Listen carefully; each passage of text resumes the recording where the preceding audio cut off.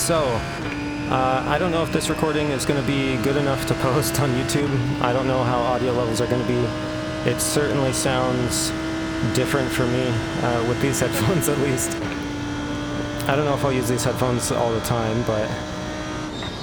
so we're going to do some laps around Road Atlanta and talk about the big screen beyond. I'm going to say it right away, okay? First off, I was disappointed when I first got my Beyond.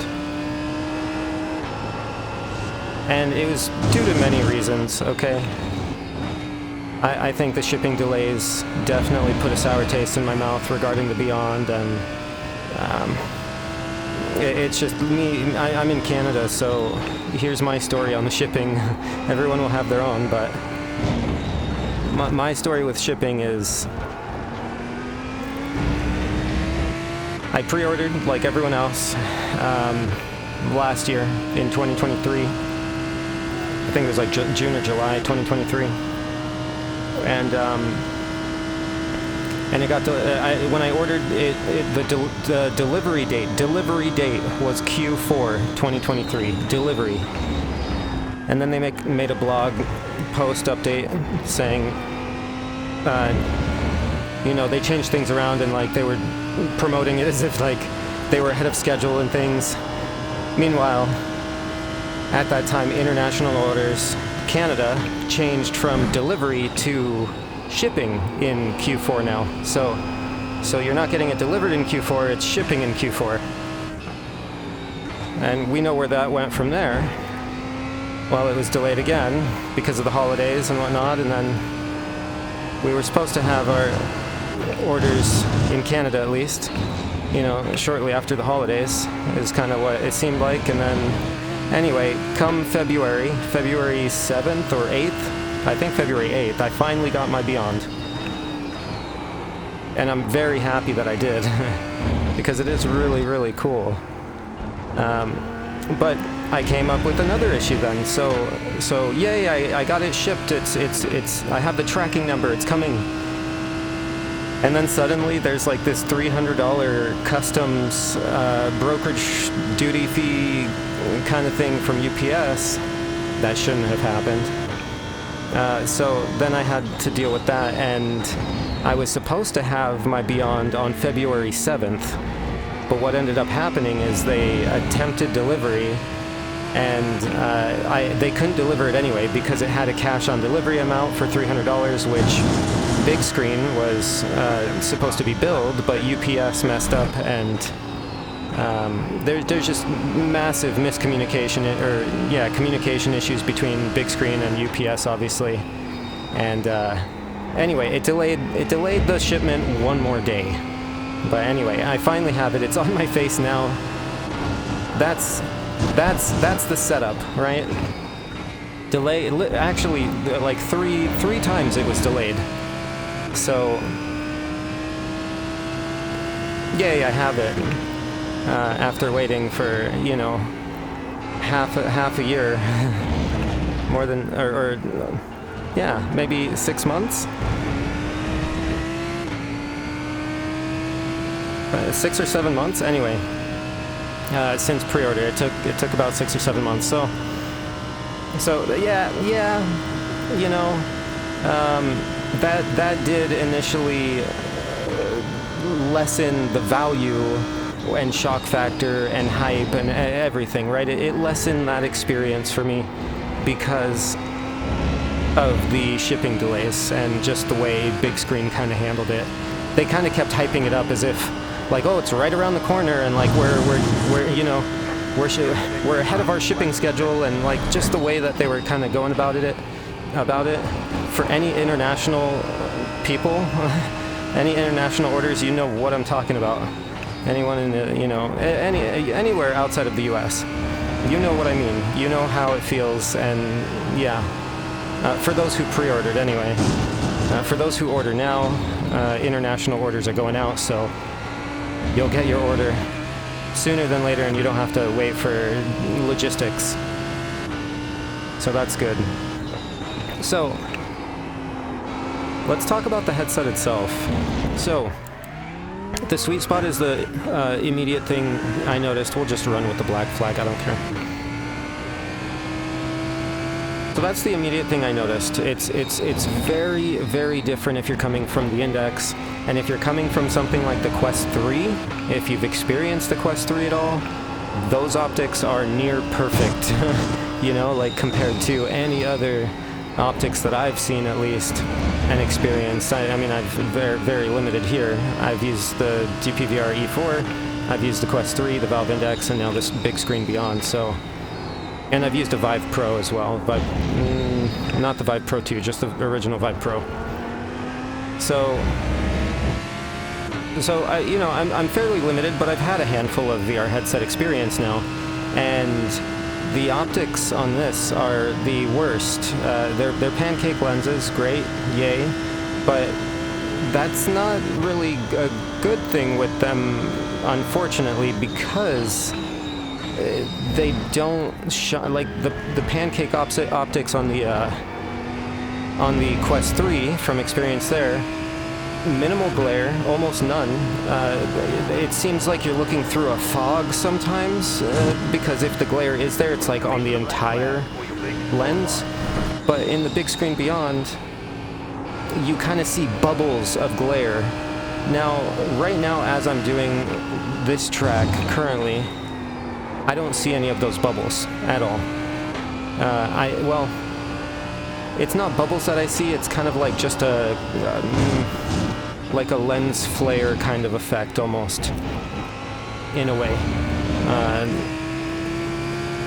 So there's something there, but it's not apparent. Like, this is fine, not an issue. Now, if I'm racing at night, suddenly there's a different story. Because when it's all dark and you see something that's bright, just a single object that's bright in a very dark scene, that object will create glare, and with the rest of the scene being dark, you'll actually see the glare now. You're not going to have other colors that are, you know, brightness from the panel hitting your eyes and covering up the glare. That glare is going to be much more apparent because it has a nice black background to stand out on. So the glare from the optics are something that is definitely its weak point, and it's something you'll notice right away. That being said, I felt similar with my Valve Index when I first tried it, and guess what? I got used to it. And I will get used to this as well, and I could already tell that. Because today, as I'm racing, as I'm using the Beyond when I was in menus earlier, it was there, I knew it was there. It didn't bother me at all though, I didn't really think about it. Immediately, I kind of just suddenly was like, oh, I forgot about it. I was like, oh, the glare, it exists, oh yeah. So the more you are exposed to it, the more your brain will just turn it off. It's kind of like if you smell bad, if you have bad body odor or something, you get used to the smell, other people smell you, you don't smell yourself, so you don't realize you stink. The hobo effect, okay? So very, very, very tiny sweet spot, okay? And lots of blur around that sweet spot. It starts quick, and it's pretty drastic blur. It's more blur than the Valve Index, and the Quest 3, it's like there's no blur there. On my optics, the Quest 3, it seems like there's very, very different opinions on many things with the Quest 3, but my optics on the Quest 3 are near perfect. I have no blur. It's edge-to-edge clarity. On the very, very inside of the display, if you peek your corner way deep in there, you know, if you look all the way right or left to kind of look into the inside towards your nose on the Quest 3, maybe a smidgen of blur, but nothing crazy. Like, you could still read text. It's not even blur, it's just that, like, chromatic aberration or whatever. It's like color fringing, whatever you want to call it, where the colors start to separate from each other. So it makes things look blurry, but it's still legible. You can still read it. So those are my Quest 3 optics experience. If you try to do that with the Beyond, it looks like, I don't know, if your glasses wear, don't do this, but if your glasses wear, it's like someone took your glasses and just smeared Vaseline on your glasses. Think of Vaseline, not even like oil or something, Vaseline. Maybe not a crazy thick layer, but a layer enough, a thick enough layer of Vaseline to make it like look just completely smeared and blurry. And that's how it looks on the inside of the Beyond, on the inside of the optics. Now, while we're talking about this, I think it's important to note I may need to change my facial gasket to bring my eyes closer to the lenses, which I hear fixes a lot of the sweet spot. You get maybe a slightly bigger sweet spot, maybe, in the sense of like, you know, maybe things will be not as blurry.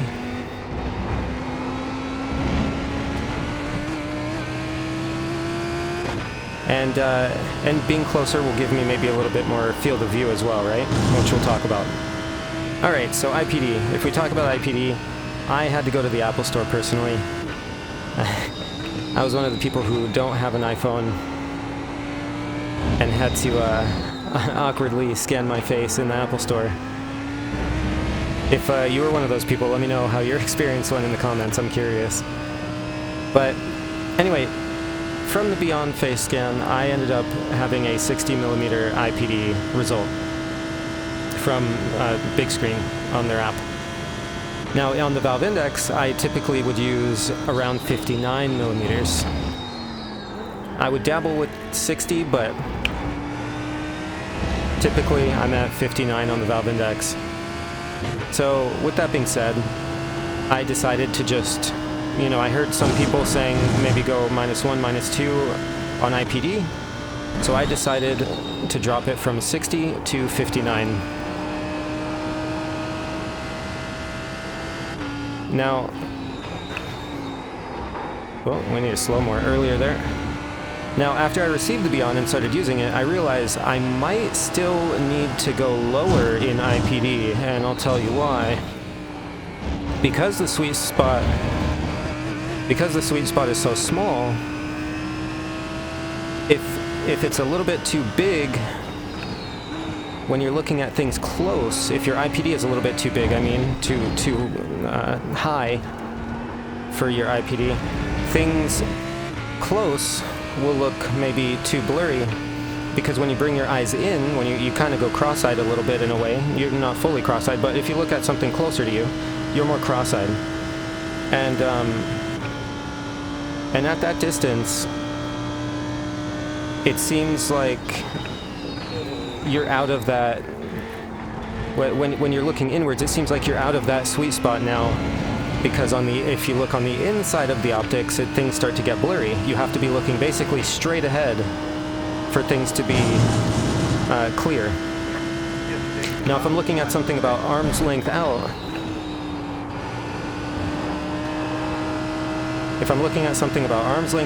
out,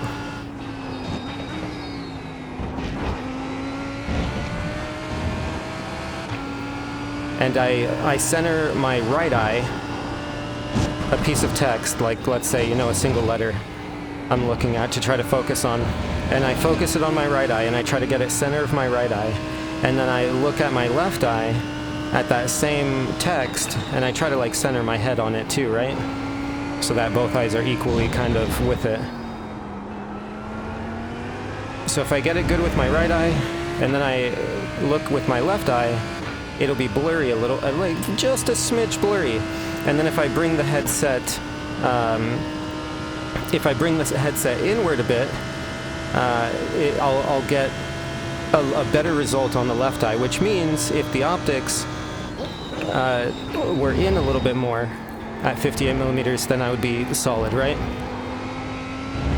So yeah, at a far distance, I don't really have a problem now. Things are fine. No issue, I could read everything, it's legible, whatever. But if I do look at something close, I almost feel like I have to like fix the headset or something, because things are just a little bit blurry. And I think it's because I'm just one of the eyes, you know, I'm just a little bit off on the IPD, and one of the eyes just needs to be, or one of the lenses I should say, needs to be just in more a little bit, so that both eyes could grab focus. But I made a ticket, and I'll see if that's resolved in the next episode of, we're going to talk about this Big Screen Beyond for, like, this is going to be a whole series, man. This is going to be like a 10-hour series.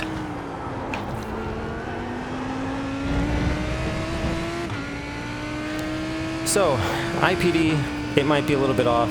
It needs to be very, very precise, and I think that's the biggest kind of flaw with the optics. It goes hand in hand. So not only is this a custom design where it's a fixed IPD, but on top of that, there's even more of an issue because of that. Like if it was a fixed IPD and we're using the Quest 3 optics, there's no problem, because the edge-to-edge clarity is crazy, the sweet spot is crazy. You could put your eyes wherever you want, you know? On the Quest 3, I could go all the way to 70 IPD and all the way to 60 IPD, and I have visual clarity throughout that entire range because the optics are so good. With the Big Screen Beyond, it's a fixed IPD, so you can't even change it, and which is so frustrating because it's so silly to me. I think what they needed to do is maybe give you like a little tiny screw, and then once you find your IPD, you could just put in a little screw, lock it in place, boom, you're good to go. And that prevents shipping costs, things like that, to go back and forth between the customers, because customers are complaining about this IPD issue because it is a very custom device, and you know, there's shipping costs involved, and you know, people working on this thing to get it right, and that costs money. So I think it would have saved Beyond a lot of money if they just allowed the consumer to adjust their IPD themselves. You know, the face gasket scan still is a thing, right? That still can happen. The face gasket being custom can still happen. There's a big enough area where you could still probably adjust IPD a millimeter or two if you need to, and still have the facial gasket work as intended, right?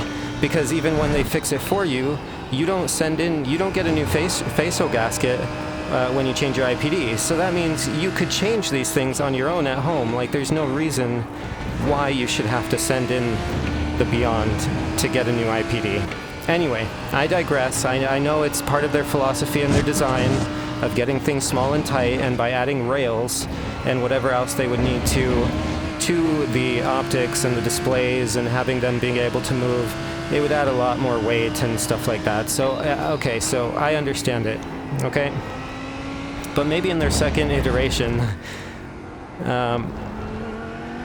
they can consider something. I don't know. We'll see. We'll see. They've learned a lot from this, I'm sure, regarding everything. You know, how they do their shipping, for instance. I'm sure that will change in the future, and they'll make maybe better decisions there, because obviously UPS sucks, for Canada at least. So please choose another shipping company next time. UPS is terrible out here, obviously, regarding all their fees and stuff that they're charging you and discrepancies. So anyway, much to learn there, and regarding IPD, yeah, I'll have to ship it back anyway, unfortunately, and probably be out of Beyond for a little bit, right? Hopefully they ship me a headset first, and then I'm able to just ship it back to them in the same package that they shipped me the new one in. I think that would make more sense too, right? Not only are you using two different packaging, because I'm able to reuse the one that they sent it in maybe, but it would mean that I'm not out of the headset in the meantime, right? Waiting for shipping back and forth. We'll see, crossing my fingers there. We'll see how they do it though, I'm doubtful there. So, if we move on, I know this is such a long video. Thanks for sticking out, and if you want to know more, and ask questions down below. I'm happy to answer any questions you all have. If I don't answer it in comments, I'll answer it in the next video I make. I'm gonna make like a full detailed review too. It'll be nice and structured and better than this, quicker, because I'll have a script and I could answer things quicker in the video for you all.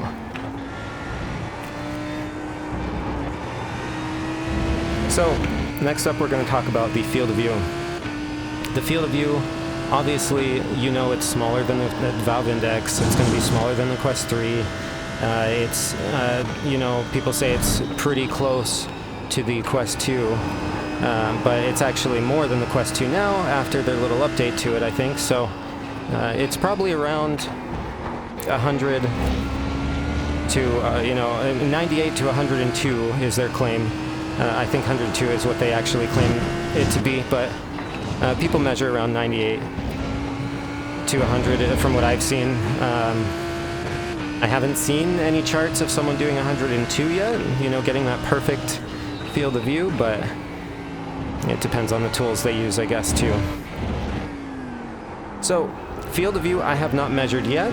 I would assume it's somewhere in that 98 field of view range, 98 to 102 range. Probably closer on the 98 side, for me at least. Because it feels like my eyes can be a little bit closer maybe, but I don't know, we'll see. Regarding field of view though, sometimes it does look like you have horse blinders on. Now, we're still doing such poor lap times because I'm so distracted. But yeah, sometimes it does feel like you have horse blinders on. And what I mean by this is if you pay attention to it, you do notice, in a bright scene, you do notice the... You know what I mean, the binocular effect. You do notice that more because obviously it's lower field of view. Is this an issue? It depends on the individual, right? Is it an individual, or is it an issue for me? Not right now. It hasn't been. It's been something to get used to, something to adjust to, but has it been an issue? No. It hasn't been an issue for me. It's just something that I have to get used to. Like I said earlier, instead of being able to glance down at the relatives, I'm going to have to bring them up now actually, so I don't have to look down as much, because that'll actually probably kink my neck over time, but yeah, so I just have to kind of rotate a little bit to see more, instead of being able to just look out of the corner of my eye. So, that being said, the optics are tiny, the lenses are tiny, and because of this you get a smaller FOV and smaller sweet spot. However, when you look through these optics and you do look at that sweet spot and you are looking, you know, just in front of you straight forward in a game like this where you're not having to really look anywhere else, you know, when you do look at your relatives, you could move them in a place if you want where they're easier to look at out of the corner of your eye and maybe they're more legible, right? You could put those relatives anywhere in a game like this. So in something like iRacing, the Beyond is fantastic. It's incredible because you're looking dead center anyway and just focused on the track and the cars in front of you. And all of that is in clear focus and looks beautiful. And with the high resolution panels, not only are you getting, you know, 2560 by 2560 or upscaled to 25. That's the resolution you're getting, but if you're running 90 hertz, you know the talk. You're getting 1920 by 1920 or whatever it is, and then it's going to be upscaled or whatever to, I don't know what term they want to use, but upscaled to 2560 by 2560 anyway. So things are a little bit blurry. I'm running 90 hertz right now, so it's not as crisp. The textures, if you're looking at a distance, you know, if you're reading text or something at a distance, in the cockpit it's basically the same. But if you're looking at something in the distance, you know, something small text, things like that, you do notice a difference between 90 hertz and 75 hertz running at full native resolution versus the upscaled resolution. But it's negligible. It's unless you're doing a lot of application work and looking at screens and small, tiny text and things like that, you're not going to notice it, right? If you're playing games, 90 hertz is just fine. No issues. And in iRacing, I have to run at 90 hertz anyway. My computer can't handle the full resolution of these displays at 75 hertz. So, anyway, lenses look fantastic there. No issues at all. And as we get into nighttime on this track now in practice, now we could start talking about the OLED panels, which is really the thing that makes this headset shine. If there were OLED, or if there were LCD panels behind the optics, no one would care about this headset, right? Like, they'd be like, okay, cool, great, that's great for people who want something that's tiny, but who gives a fuck? It's, you know, there's nothing better about it, really. It's just smaller and cool. It has blurry lenses and LCDs, but it doesn't have LCDs, okay? It has micro-OLED panels. And this is, in my opinion, really where the headset shines. Because it brings more robust colors, more vibrant colors, I should say. Oh, we can't see the track anymore because it's getting dark. So it brings out those nice colors. And then, obviously, having those dark pitch blacks, it goes hand in hand with the design of this headset being, you know, being an exact mold to your face. There's no light bleed, right? And because of no light bleed, you don't get any back glare. There's already glare from the lenses themselves a little bit, but you're not getting any added glare, which is nice, and it really further immerses you, especially like right now. It's getting dark, and it feels dark. It's not like the Index where you still have this kind of safety net of washed out grays. It doesn't feel truly dark in the Index with the LCD panels. Same with the Quest 3. In dark games, it doesn't feel truly dark because you still have, you know, you're still immersed, whatever. It's its own thing and it's great, but once you experience the true darks, then you realize, like, oh shit, you know? Like, this thing, it's like, it brings you closer to real life because the immersion is enhanced a lot because in real life, something dark isn't gray. It's so dark that you can't see it anymore. It's black. It's just pitch black. There's no information there anymore. There's no gray. It's just black. There's nothing. It's, you know? There's no light emitted to your eyes from that point. So that's what the OLEDs give you. When you're in a dark scene and there's something that should be completely dark, those OLEDs, you know, each individual diode or whatever you want to call it, I don't know what they're called, but pixel is off for the ones that need to be off, and that's what gives you that true black. So the displays are really what make this shine. And right now, as I'm going through in practice, this is my second day using this headset, so I'm still experiencing this and enjoying it. And right now I'm looking at this light here being lit up on this corner, and that light, it was illuminated so well, and it felt so bright compared to, you know, with the contrast of the night, you know, the night, well, the sun is gone now, we have the night sky on the left of us, and the sun's setting still on the right, I guess. But when you see a dark scene, like even here, how that area was kind of lit up, when you see a dark scene like that with something brighter, you see that contrast difference, you know? The really dark versus the really bright.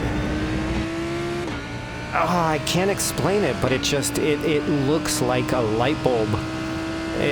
You know, it looks like a light shining down on the track. It doesn't look like a mesh between grays. It looks like pitch blacks with a bright beam of light, and it really looks like the light is doing work. So So the panels, while it does look bright, you're not getting... This isn't like something, you know, you would get on an OLED panel on your main monitor on a flat screen, right? Where you're getting 400 nits or 1,000 nits or whatever the panel can push out. I have an Alienware OLED panel, an ultra-wide, that is, it does 400 nits, but it does 1,000 nits, but it's not like certified 1,000 nits because it could do 1,000 nits in like small patches, but it can't do 1,000 nits for the whole display. I think like 30% of the display it could do 1,000 nits, but that 1,000 nits, so if you have a very dark scene, let's say in a game like Diablo, and you have a campfire, those 1,000 nits are going into that campfire or like a little torch or something, and that campfire is bleeding light through the screen, and your eyes, you can't, it's almost like you can't or you don't want to look at the campfire because it's so bright. You're not getting that same effect in the big screen Beyond, okay? First of all, it's not an HDR display, and second of all, you have the pancake optics that the light from the OLED panels need to go through, and when that light goes through the pancake optics, you lose some of that light. Now, I'm not smart, I'm not going to talk about that in depth, but you're not getting the full brightness of these displays as you would see them without any optics, right? Between them and your eyes. So that being said, they can be brighter, okay? But they're plenty bright. They're fine. I have zero complaints. I actually turned down the brightness because of something called persistence. And persistence kind of gives you like a smear or blurry kind of effect, a ghosting effect. I don't know why. I think just the OLEDs, when it's too bright or something, it kind of like stays on longer than it needs to be or something. I don't know the technical bits. I'm not going to talk about it in detail, but if you do see persistence, lowering the brightness will help that, and the image will look more crisp or not as blurry when you're moving your head around. And it'll be much nicer for you. Things will feel more responsive, maybe. I don't know how to explain that, really. So I even lowered the brightness a little bit. You know, you get it out of the box, it's at 100% brightness. I brought it down a little bit. I think I'm running at like 70 or 80% brightness now. And even at night now, it's plenty bright. And, you know, we were talking about those lights earlier. Oh, that's a off track, yeah. We were talking about those lights earlier. Any lights on the track are really bright compared to the dark areas. And that's again because of the OLEDs. So if I didn't have those dark OLEDs, again, this experience wouldn't be nearly as good. So I think we talked about most of the meat of it. If we go into the comfort, we're going to go into this briefly because it is subjective with people. Comfort, and many things are subjective, right? All of this really is. But if we talk about the comfort, right now, I have no issues really. My left ear is kind of hurting, actually, just because I think the head strap was resting on it and pressing down on my ear. It's fine. Which I just adjusted, but the main comfort issue to me, I have maybe a little bit of pressure on the bridge area between my eyes, a bridge area on my nose. A little bit of pressure there. Maybe the face gasket could be kind of shaved down in that area, and maybe that would make the pressure more even across the rest of my face. But that being said, right now, I haven't needed to adjust the headset once during this. I haven't really had the need to. My eyes are perfectly in spot, and the headset hasn't moved. And I do feel it because I'm talking about it now. But it's something that is, it's like, it's there.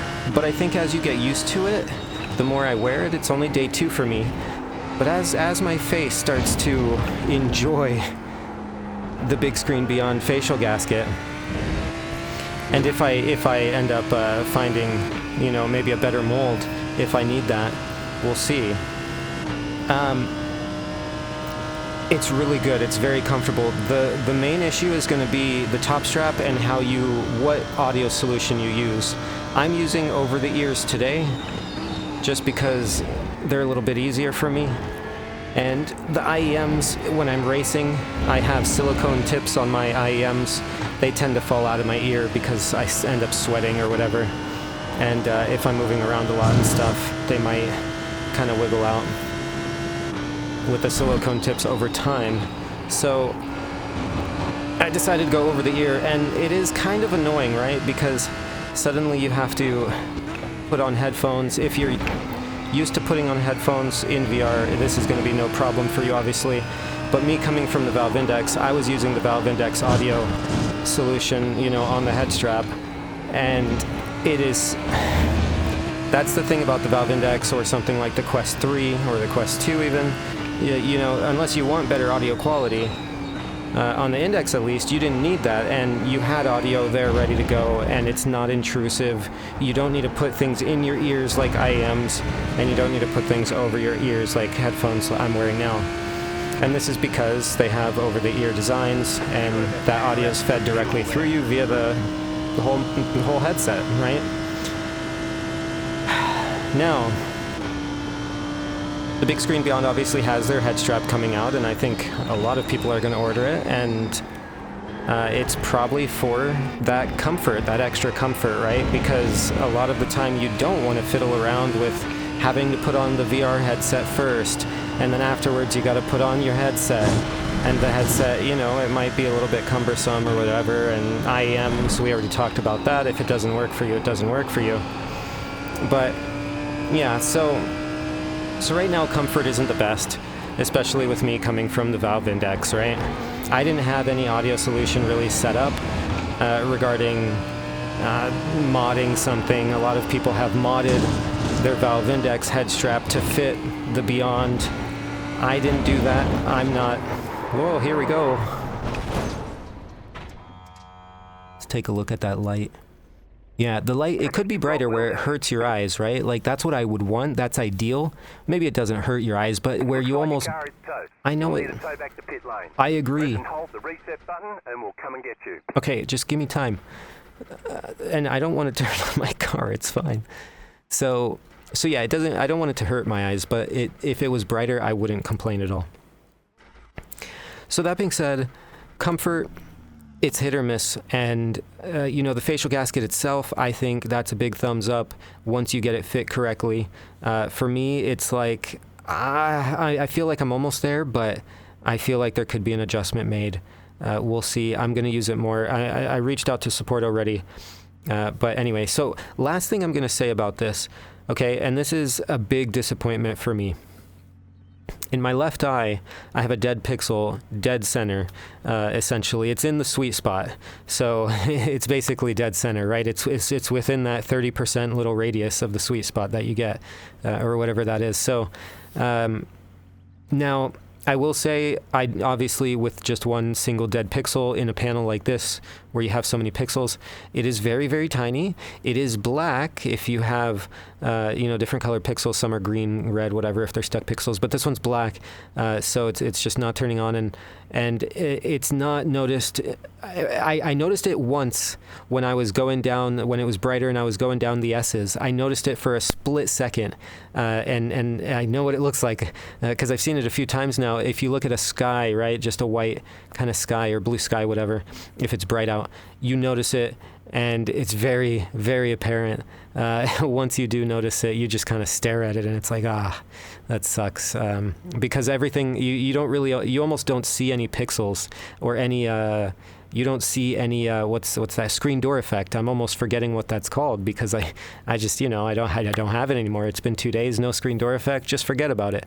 So because you don't see screen door effect, it's so easy for you to just see that pixel standing out there because you don't have any other distractions going on, right? Because the image is so clear.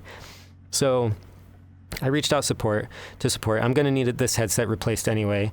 regarding the dead pixels. So I talked to them about my IPD and everything, and hopefully it's just going to be one fix, and then one and done, and then I'll be okay, and I'll be a happy customer. And I am a happy customer. So to end it with that, when my first video goes down, if I end up doing that or including it with this one somehow, I'm almost the opposite of how I feel as the other day regarding first impressions. So my second impressions, this is day 2 again, to remind everybody, are much better because I fizzled down, my frustration fizzled down from the shipping issues and delays and stuff there, and on top of that, I feel like I'm getting a little bit more adjusted and used to using the Beyond and understanding what it does well and what it doesn't do so well, and the compromises made and why they made the compromises. So that being said, I'm really enjoying this. It is hard to push games. It is harder to push games now because it is a higher resolution display, and especially trying to run 75 hertz, you better have a really good GPU. And iRacing, I'm definitely struggling a bit more. I had to lower some graphic settings, and I need to run in 90 hertz, like I said, because it's running lower resolution. So I'm going to need to beef up my computer eventually if I want to keep up and with games and keep using the Beyond, right?